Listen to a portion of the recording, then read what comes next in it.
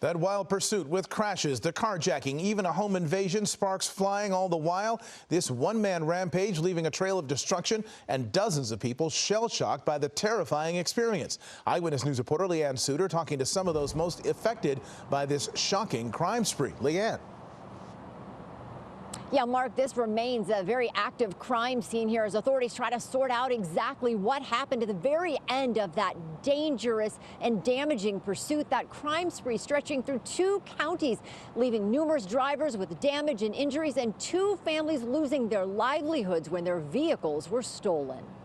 Look at this, ramming into the front end. They're shooting at them. A dramatic end to one of the most dangerous pursuits on Southland streets.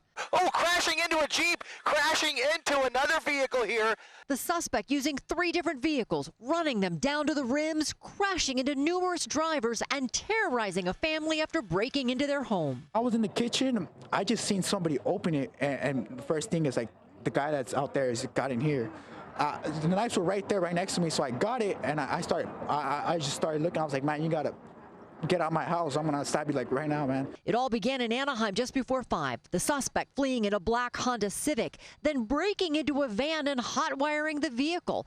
Blocked in by police, he began ramming the cruiser. As he was backing up, the police were coming up behind him, and he backed out and was ramming the police to get out of the parking area. And as he did, and he took off.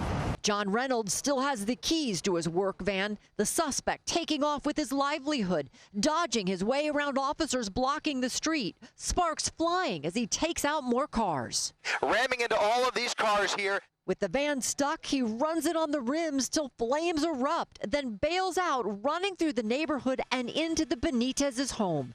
Andres grabbing a knife to scare him out. The suspect, he says, high on drugs. This guy's off the influence, you know. Just by looking at him, I already knew he already knew it was going to be like his last day with freedom or with life. As the suspect ran out, he grabbed the keys to the family's new work truck. Andres' mother holding him back as he continued to threaten the thief with the knife. Oh my goodness, look at this. He just stole it. Oh my God, oh my goodness. It just breaks my heart because, you know, that truck that he stole is our work truck, you know. And we use it every day. And that truck, we had literally just got it 3 weeks ago.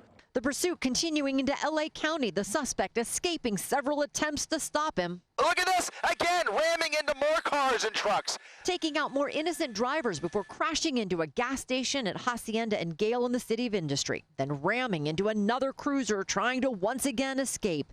Deputies opening fire with less lethal rounds. The dazed suspect finally taken into custody, leaving a wake of damage and destruction in his path for at least 2 families, their livelihoods left in limbo. It just makes me upset, like how like a low life can do all this to like innocent people, you know, that's just trying to live life. Like when I saw him in the eyes, I already knew he didn't care about his life. Yeah, so much frustration for all of those innocent victims caught up in this. A GoFundMe has been set up for the Benitez family to help them with their work truck that they use for their landscaping business. All their tools also stolen. Investigators not releasing much about that suspect. All we know at this point is that he faces a very long list of charges. Live in the City of Industry, Leanne Suter, ABC 7 Eyewitness News. Leanne, thank you. A lot of innocent people caught up in that. Now questions about a different driver seen getting detained at the pursuit crash scene. Moments before, video from Air 7 HD shows the pursuit truck driver sideswiping into him as deputies rammed that truck into the gas station. The driver tells us he was on his way home from work with his family right before this all unfolded right in front of him. He then got out of the car because he said he wanted to get out of the way of any crossfire. It just sounded crazy, like a war zone. Blah, blah, blah. So we had to get out of the, I got out the car immediately.